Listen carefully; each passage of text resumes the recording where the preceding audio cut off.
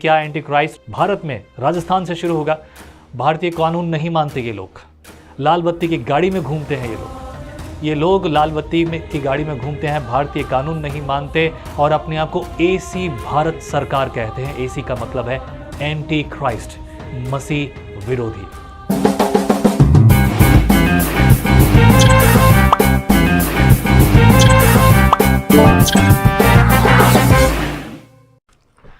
Praise the Lord, जय मसीह की। प्रभु आपके जीवन में कार्य करे। एक बड़ा विषय है, बड़ा मुद्दा है, जिसके बारे में मुझे लगता है कि आपको बताना और जानकारी देना बहुत ज़रूरी है। मैं हमेशा परमेश्वर के वचन से बात करता हूं, लेकिन कुछ एक ऐसी चीज़ें हैं जिनके बारे में जानना ज़रूरी है। सवाल ये है, क्या एंटी क्राइस्ट भारत में राजस्थान से शुरू होगा? जी हाँ, ये सवाल फिर से सुनिए। क्या एंटी क्राइस्ट राजस्थान में जो है भारत में राजस्थान से शुरू होगा? भारतीय कानून नहीं मानते ये लोग, लाल बत्ती की गाड़ी में घूमते हैं ये लोग लाल बत्ती में की गाड़ी में घूमते हैं, भारतीय कानून नहीं मानते और अपने आप को एसी भारत सरकार कहते हैं। एसी का मतलब है एंटी क्राइस्ट, मसीह विरोधी। ये संगठन लोगों का ब्रेन वॉश कर रहा है। सरकार भी रोकने से डरती है, कहीं ऐसा ना हो कि विरोध हो जाए और लड़ाई दंगे हो जाएं और हम इन्हें कैसे रोकेंगे और हमारे वोट बैंक खराब हो जाएं। और इसके कारण सरकार भी इन सब चीज़ों के लिए कुछ नहीं बोल रही है। न भारतीय कानून को मानना चाहते हैं और न ही भारतीय संविधान को। कहते हैं कि हर 5 साल में होने वाला चुनाव धोखा है। सिर्फ 1 रुपए का नोट ही असली करेंसी है, असली नोट है। आधार कार्ड, वोटर आईडी जैसे और भी दस्तावेज स्वीकार नहीं करते, उन्होंने सरेंडर कर दिए हैं। उनका कहना है कि ये सब चीज़ें सरकार की ओर से हमारे लिए धोखा है। तो जाहिर है, अगर ऐसा कुछ होगा तो आप क्या कहेंगे? अगर आप ऐसा कुछ सुनेंगे तो क्या कहेंगे आप? एक सिंपल जवाब होगा, क्या बेतुकी बात है। वाकई में ये बेतुकी बात है, लेकिन जब ऐसी बातें होती हैं तो बहुत बुरी बातें होती हैं। एक संगठन है जो इन बातों को मानता भी है और इनके अनुसार चलता भी है। कई जिलों, राजस्थान के कई जिलों में जो ट्राइबल एरिया है, खासतौर से आदिवासियों के बीच में, वो उनका गुमराह कर रहा है, उनका ब्रेन वॉश कर रहा है। और इस संगठन का जो नाम है वो भी सुन लीजिए, एसी भारत सरकार। एसी का मतलब है एंटी क्राइस्ट। राजस्थान में एक सिरोही जिले में 30 किलोमीटर दूर पहाड़ों में स्थित एक है बरलावाड़ा गांव। इस संगठन में वहाँ पर अपने नींव को बना रखा है और ख़ासतौर से अपने जाल में बहुत सारे आदिवासियों जो कम पढ़े लिखे या कम बिल्कुल पढ़े नहीं लिखे नहीं हैं, उनको उन्होंने कई सारे शिलालेख भी वहाँ लगा रखे हैं। और वो शिलालेख जो हैं उन पर ऐसी चीज़ें हैं जिनके कारण लोग गुमराह होते हैं। अब सवाल ये है, और ये किस किस पर विश्वास करते हैं? वो कहते हैं कि हम किसी देवी देवताओं पर विश्वास नहीं करते और नई जो सरकार पर विश्वास नहीं करते। वो कहते हैं कि सरकार हमारी है। कहते हैं कि नई सरकार की उत्पत्ति की शुरुआत को ये दिखा रहे हैं। कह रहे हैं कि हमारी जो सरकार है ये नई सरकार है, ये सरकार सही सरकार है। और जो भारत की सरकार है, यानी कि भारतीय सरकार, जिसके आप और हम सब कानून को मानते हैं, वो सब का कोई आधार नहीं है। और अगर हम इन आधारशिलाओं के बारे में और आगे बढ़कर देखें तो इनके कारण ये पता चलता है कि आगे चलकर ये बहुत सारी और बुरी बातों के लिए बड़े विकराल रूप को ले लेंगे। वो अपने आप को एंटी क्राइस्ट कहते हैं। मैं दावे से कहता हूँ, उन्हें यह अंदाजा भी नहीं कि वो क्या कहते हैं। एसी भारत सरकार मानते हैं, जिसका मतलब है एंटी क्राइस्ट। कारण क्या है? असल में कारण क्या है कि वो अपने आप को एंटी क्राइस्ट क्यों कहते हैं? आइए इस पर थोड़ी सी पड़ताल करते हैं, थोड़ा जानते हैं। मेरी जानकारी में भी आजकल ही आया है। अचानक से ऐसा क्या हुआ कि एक ही साल में लगभग ये लोग इतने बढ़ गए और इन्होंने जो है बहुत सारे लोगों से बातचीत करना शुरू कर दिया। ये अखबारों की और आसपास के लोगों की चर्चा का विषय बन गया है। कारण क्या है? ऐसा क्या हुआ? बरलावाड़ा गांव जो है वो एक आदिवासियों का गांव है और राजस्थान के सिरोही में उससे सिरोही से 30 किलोमीटर दूर एक जगह है। यहाँ की जो जनसंख्या है 1500 से लगभग 2000 लोगों की है। और इन 2000 लोगों की जो आबादी है, इसमें तकरीबन 300 घर के आसपास हैं। ये लोग जीने के लिए खेतीबाड़ी पर निर्भर हैं। उनकी शिक्षा, आप जानते हैं आदिवासी हैं तो एक हद तक ही होगी। और ये जो गांव है ये लगभग पहाड़ी एरिया है और ऊंची पहाड़ियों की तरफ से अगर एक मुख्य रास्ता जब जाएंगे तो उस तरफ एक मुख्य रास्ता है और रास्ते के किनारे पर बड़े बड़े शिलालेख हैं। शिलालेख मतलब पत्थरों पर आप जो देखते हैं, पत्थरों पर कुछ लिखा हुआ है, वो शिलालेख है। उनकी अक्षर, उन पर जो कुछ लिखा हुआ है वो है गवर्नमेंट ऑफ इंडिया। लेकिन गवर्नमेंट ऑफ इंडिया के पहले एक शब्द है, वो है एसी। इसका मतलब है एंटी क्राइस्ट। इसके अलावा भी वहाँ बहुत कुछ लिखा हुआ है। आप इनको गौर से देखिए तो आपको ये सारी बातें पता चलेंगी। पास ही उन्होंने एक जो है ऑफिस नुमा एक मकान जैसा एक ऑफिस बना रखा है। और दिलचस्प बात यह है कि उस ऑफिस के ऊपर जो लिखा है वो है हेवंस लाइट आवर गाइड। मैं मजाक नहीं कर रहा हूँ प्रियो, मेरे पास सारे प्रूफ हैं और प्रूफ के साथ मैं हमेशा बात करता हूँ। इस शब्द का मतलब है स्वर्ग की रोशनी हमें रास्ता दिखाती है। ये कैसी स्वर्ग की रोशनी है, ये जानकारी उनके पास आई कहाँ से? अब सवाल ये उठता है कि असल में ये लोग हैं कौन? क्या कारण है कि वो ऐसी बातों को करते हैं और ये ऐसा क्यों कर रहे हैं? कहाँ से उन्होंने ये सीख लिया? क्या कारण है कि उनके पास ये सब बातें जो है आ गई हैं और वो अपने आप को एंटी क्राइस्ट घोषित करते हैं? क्या कारण है कि वो अपने आप को एंटी क्राइस्ट कहने पर और लोगों को बताने पर आतुर हो गए? क्या कारण है? गहराई में जाकर यदि हम इसके बारे में सोचें, इसके बारे में थोड़ी जांच पड़ताल करें तो बहुत सारी जानकारियां मिलने को मिलती हैं और ये मुश्किलों के साथ जानकारियां निकालनी पड़ती है। आप जानते हैं ये आसान नहीं है। इनमें से कुछ तथ्यों पर बात करूंगा। इनमें से पहली चीज़, आदिवासी ही देश की ज़मीन के असली मालिक हैं, ये उनका कहना है। करीब 2000 आबादी वाले इस आदिवासी गांव के लोगों का कहना है कि अंग्रेजों ने इस देश की जमीन को कुंवर केशरी सिंह से साल 1870 में 99 साल के लिए लीज पर लिया था। ये लीज 4 फरवरी 1969 में खत्म हो चुकी है। ऐसे में एसी भारत सरकार की जमीन के असली मालिक है। जो इनका जो लीज पट्टा ब्रिटिश शासन जो दिया था 99 वर्ष का, वो तो खत्म हो चुका है। तो इस देश में ये सरकार कैसे चल रही है? विच इज़ क्वाइट ओके, माना जा सकता है, ठीक है, क्योंकि पहले थे। महज एक साल में लगभग ये पूरा गांव अपने आप को एसी भारत सरकार कहने लगा। उससे पहले इनके पास सारे डॉक्यूमेंट थे, वो जो कुछ भारत का था नियम वही मानते थे। लेकिन अभी संगठन के मुखिया हैं कौन है जो अपने आप को ये प्रकट कर रहे हैं, जो इसके बारे में बात कर रहे हैं? दूसरी बात, ये संगठन आज का नहीं है। उनके कहने के अनुसार एसी भारत सरकार यानी सरकारों की सरकार, राजाओं के राजा, बादशाहों के बादशाह, शहनशाहों के शहनशाह, नवाबों के नवाब, ये उनके कहने के शब्द हैं। First treasury of lord Kunwar Keshari Singh, lord Kunwar Keshari Singh जिनका देहांत हो चुका है बहुत पहले ही, उनके बारे में ये कहानी है। और उन्होंने ये बताया है कि साल 1969 में बकिंगम पैलेस में 41 देशों के 164 डेलीगेट्स के सामने ये साबित किया गया है कि जो एसी सरकार है वो किस प्रकार से है। देश और उनकी सारी ज़मीन और उनका असली मालिकाना हक आदिवासियों का है, ये उन्होंने साबित किया है उनके कहने के अनुसार।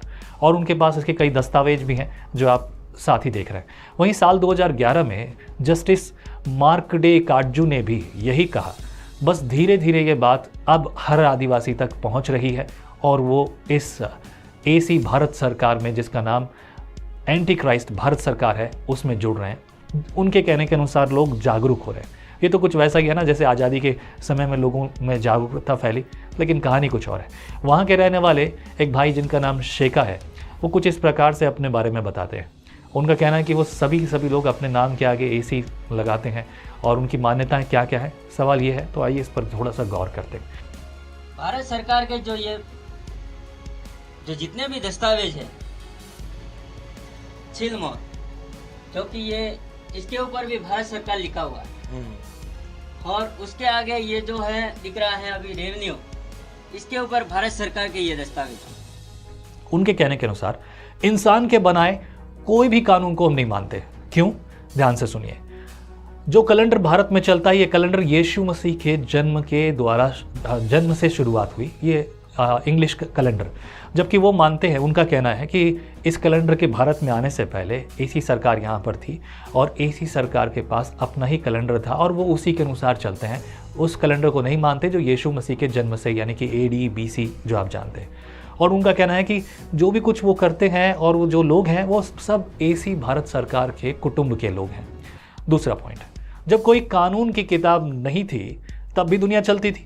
फिर क्या आवश्यकता थी कि भारत में नया संविधान आया और वो संविधान के अनुसार चले? हम उसको नहीं मानते। प्रकृति का अपना कानून है और वो अपने तरीके से काम करता है। प्रकृति अपने तरीके से काम करती है, इसलिए हम कहते हैं कि हम इंसान के बनाए हुए किसी भी कानून को नहीं मानते। तो सीधे से शब्दों में भारत का संविधान उनके लिए ये स्वीकार योग्य नहीं है। ये बात मेरे लिए आश्चर्य की है कि ये मेरे राजस्थान में हो रहा है। तीसरी बात, उनका कहना है कि 1 रुपए का नोट ही असली करेंसी है। वहाँ के कुछ लोगों का कहना है कि क्या आपने कभी 1 रुपए का नोट देखा है? अगर आप गौर करें तो 1 रुपए के नोट पर लिखा हुआ है भारत सरकार। क्या लिखा है? भारत सरकार। कोशिश कीजिएगा, ढूंढिएगा, बिल्कुल यही मिलेगा। जबकि उन्होंने कहा कि और दूसरे सभी बड़े नोटों पर लिखा है भारतीय रिजर्व बैंक और सेंट्रल गवर्नमेंट लिखा होगा। ये लिखा होता है क्योंकि 1 रुपए का नोट ही असली करेंसी है। उनका कहना है 1 रुपए का नोट ही असली करेंसी है। इस पर कहीं भी रिजर्व बैंक की कोई गारंटी लिखी हुई नहीं है। अब ऐसा क्यों है, ध्यान से सुनिए, ये ऐसा वो क्यों कहते हैं। ये जो भारत की केंद्र सरकार है वह 1 रुपए के अलावा बाकी जो और भी करेंसीज हैं, जो और डिनोमिनेशंस के नोट हैं, बाकी सभी नोट की तरह करार पर चलने वाली सरकार है। यानी कि करार पर, एक जो है समझौते पर चलने वाली सरकार है। इसलिए हम सेंट्रल गवर्नमेंट को नहीं मानते। उसके द्वारा माने जाने वाले हर एक बड़ी चीज़ और जो भी कुछ काम है वो सब कुछ है, वो सब कुछ अलग है। उसके कहने के अनुसार अंग्रेज़ों ने लीज पर ली थी उनकी ज़मीन। सबसे पहले अंग्रेज़ों ने इस देश की ज़मीन को 1870 में 99 साल के लिए लीज पर लिया था। तो स्वाभाविक है, which is quite looks like okay जवाब, हाँ ये ठीक है। लेकिन 4 फरवरी 1969 में वो लीज पूरी हो गई। जो इनका जो लीज पट्टा ब्रिटिश शासन जो दिया था 99 वर्ष का, वो तो खत्म हो चुका है। तो इस देश में ये सरकार कैसे चल रही है? और उसके बाद लीज के इस करार को आगे के लिए बढ़ाया नहीं गया। अंग्रेजों के और उनके बीच में जो थे मिस्टर केसरी के बीच में ये नहीं हुआ। ऐसे में ये ज़मीन वापस आदिवासियों के हक में आ गई। अब आदिवासी इसके मालिकाना हक के दावेदार हैं और ये उनका हक इस पर कायम होता है। अब धोखे से सरकार 5-5 साल की जो है चुनाव कराकर अपना मालिकाना हक जता रही है, जो कि बिल्कुल गलत है। और उनका कहना है कि इस कारण से हमारा मालिकाना हक से हमें दूर रखा जा रहा है। अब बड़ा सवाल ये खड़ा होता है कि ऐसे में राजस्थान सरकार या भारत सरकार इस मुद्दे पर क्या कर रही है। क्या उनको जब ये बात पता चली तो क्या उन्होंने इसके विरुद्ध में कोई काम किया? ऐसे गलत संगठन जो गलत शिक्षा फैला रहा है, क्या उसके विरुद्ध कुछ काम किया या उन्हें रोकने के लिए कुछ करने के लिए सोचा? उन्हें इनकी जानकारी है या नहीं, ये सब सरकारों के बारे में पूछने की एक वाकई में वजह बनती है। और आपके मन में ये सवाल होगा। सवाल जब ये पूछा गया तब उस सवाल का जवाब वहाँ के अधिकारियों ने, जो सरकारी एजेंसी है, मैं ज़्यादा नाम नहीं ले सकता, और उनसे जब ये बात की गई तो पहले उन्होंने मना किया, लेकिन उसके बाद उन्होंने ये स्वीकार किया कि हाँ वाकई में एक ऐसा संगठन है जो इस प्रकार के कार्य को कर रहा है और जो इस प्रकार की बातें कर रहा है। यहाँ सब कुछ प्रशासन की जानकारी में भी है। हमारे जो आदिवासी भाई बंधु हैं उनके जो भी अधिकार हैं उनको लेकर उनकी जो भी पीड़ा रहती है उसके लिए उन्होंने एक मंच बनाया है। बाकी राज्य सरकार और केंद्र सरकार के कामों में उनका किसी प्रकार का कोई दखल नहीं है। लेकिन उनके पीछे एक और बात थी। उनका ये कहना था कि अब तक इन्होंने कोई भी जो है आपराधिक गतिविधि को नहीं किया। आदिवासियों का इलाका है, आदिवासियों का अपना कानून है, अपनी जो है उनकी पंचायत होती है, अपने अपने तरीके होते हैं और बड़ी मुश्किल से हम व्यवस्थाओं को संभालते हैं। और कुछ नया कुछ हो तो वो बहुत मुश्किल से विवाद खड़ा होने वाली बात है। उनका कहना है अब तक कोई विवाद खड़ा ही नहीं हुआ तो किस बात के लिए हम उन पर एक्शन लें। और जो संगठन की वो बात कर रहे हैं वो संगठन कहीं रजिस्टर्ड ही नहीं है तो हम बैन भी किसको करें। ये सब उनके आपस के म्यूचुअल अंडरस्टैंडिंग में चलने वाली और व्यवस्थाओं के अनुसार चलने वाली बात है। और अगर अब ये है तो सवाल ये उठता है क्या हम कर रहे हैं, असल में ये है क्या, इस सारी बातों का क्या मतलब निकलता है। देखिए गौर कीजिए, हमें अच्छी रीति से पता है कि पवित्र शास्त्र बाइबल जो है प्रकाशित वाक्य की पुस्तक 13 अध्याय, वहाँ पर सीधे तौर पर बात करती है कि एंटी क्राइस्ट का आगमन और एंटी क्राइस्ट का कार्य और एंटी क्राइस्ट का आना क्या होगा। एंटी क्राइस्ट के सारे कामों के बारे में हमें बाइबल से बहुतायत से जानकारी मिलती है, वो काफ़ी है। मैं समझता हूँ कि ये लोग जो अपने आप को एंटी क्राइस्ट कहते हैं वो अपने आप को एंटी क्राइस्ट का ठीक से मतलब समझते भी नहीं। अव्वल अगर कोई नई बात या कोई अच्छी बात होती तो इसे फैलने में समय लगता। आप जानते हैं शैतान भरमाने में मास्टर है और उसका काम यही है, आदि से वो यही करता आ रहा है और लोगों को वो यही करता है। सबसे बड़ी ताकत उसकी यही है, वो लोगों को झूठ बोलकर भरमाने में बहुत बहुत होशियार है। और इसीलिए उसने ऐसे आदिवासी लोगों के बीच में जब ये बात फैला दी है तो वहाँ पर ये जो है भ्रम फैला और लोगों ने ये बात जब करनी शुरू की तो वहाँ पर ये समस्याएं खड़ी हो गई। अब जब समस्याएं खड़ी हैं तो उनके मन में ये प्रेरणा बड़ी गहराई से उतर आई है कि वो जो है अब अपने आप को एंटी क्राइस्ट कहने लगे। बहुत सारे लोग जो अपने आप को एंटी क्राइस्ट कह रहे हैं वो इस बात का अर्थ भी नहीं समझते। उनका कहना ये है कि हम उस कैलेंडर को जो कि यीशु मसीह के द्वारा शुरू हुआ, भारत और पूरी दुनिया में अभी भी बहुत सारी चीज़ें जो हैं ये जो हैं यीशु मसीह पर मानने वाले लोगों के द्वारा आई और इसीलिए हम उस सब का विरोध करते हैं। हमारा अपना है, हमारा अपना तरीका है, हम भारतीय हैं और हम इसी के अनुसार चलेंगे। जाहिर है इसके पीछे कुछ कट्टरपंथियों की बात हो रही है और जिनके बारे में मैंने आपसे बात की, लेट श्री केसरी, जिनका नाम कुछ इसी प्रकार का है। अगर आप उनके बारे में बात करें, वो गुजरात के रहने वाले थे और वो ये सब एरिया आसपास का है आदिवासी एरिया जो गुजरात और राजस्थान दोनों के हिस्सों को आपस में मिले जुले हैं और उन सब के बीच में गया है। ख़ासतौर से अगर आपने बांसवाड़ा का नाम सुना है, जो कि राजस्थान में बहुत ख़ास है, ख़ासतौर से आदिवासी जनसमूह के लिए। बांसवाड़ा में जब सेवकाई के भागों को देखते हैं तो बांसवाड़ा में हजारों की संख्या में प्रभु पर विश्वास करने वाले हैं, लेकिन वहीं पर हजारों की संख्या में विरोध करने वाले भी हैं। और उनके द्वारा और किन्हीं कारणों से ये लोग सब आपस में कनेक्टेड और जुड़े हुए हैं, और इन्हीं के द्वारा जो चीज़ें इनको समझ नहीं आई, जो ये सही नहीं सीख पाए, इन्होंने एक नई समस्या, एक नई बात शुरू कर दी। ऐसी बातों में मैं दावे से कहता हूँ कि इन्हें आप पता भी नहीं कि ये कह क्या रहे हैं। बहरहाल मैं चाहता हूँ कि आप अपनी आंखें खुली रखें। परमेश्वर का वचन सच्चा है और प्रभु के आगमन की सारी बातें पूरी होने को है मेरे प्रियो। बहुत सी भविष्यवाणियाँ पूरी हो चुकी हैं और भी भविष्यवाणियाँ पूरी हो रही हैं। मुझे यकीन नहीं था कि इतना जल्दी और ये सब बातें होंगी। बहरहाल अगर मैं बात करूँ पूरी दुनिया में जो रिसर्च की बात करूँ तो बहुत सारे लोगों पर ये लोगों ने दावे किए कि ये एंटी क्राइस्ट होंगे। नंबर 1 दावेदार जो है वो है पोप। जी हाँ, बहुत सारे लोग पोप को जो क्रिश्चियनिटी का सब कुछ मानते हैं, लेकिन असल में ऐसा है नहीं। हम पोप को नहीं मानते। वैसे ही बहुत सारे लोग सिर्फ ये सोचते हैं कि पोप जो है वो जो है एंटी क्राइस्ट होंगे। कुछ लोगों का मानना था हिटलर, कुछ का मानना था और भी बहुत से लोग जिनके नाम अगर मैं लूँ।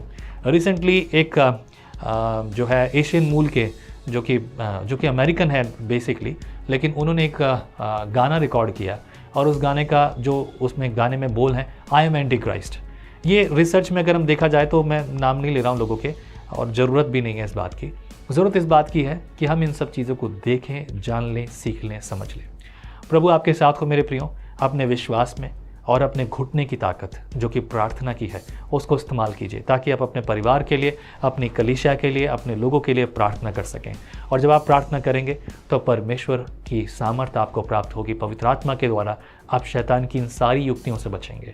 प्रभु का वचन स्पष्ट रीति से कहता है, यदि तुम सत्य को जानोगे तो सत्य तुम्हें स्वतंत्र करेगा।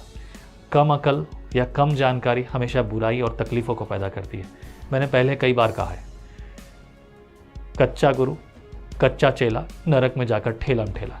हमारा गुरु कच्चा नहीं है, हमारा गुरु अच्छा, सच्चा, सर्वोच्च है, यीशु मसीह। और अब अगर हम यीशु मसीह के वचन के अनुसार, यानी कि यीशु के अनुसार जो कि ये है, चलते हैं तो हम सही रास्ते पर चलेंगे। तो प्रभु की योजनाएं और भलाई आपके जीवन में पूरी हो, इसलिए मैं चाहता हूं कि आप अपने आप को तैयार करें, बेहतर तरीके से तैयार करें, ताकि आप प्रभु के आगमन के लिए तैयार हो। आमीन। प्रभु आप सबके साथ हो। जय मसीह की।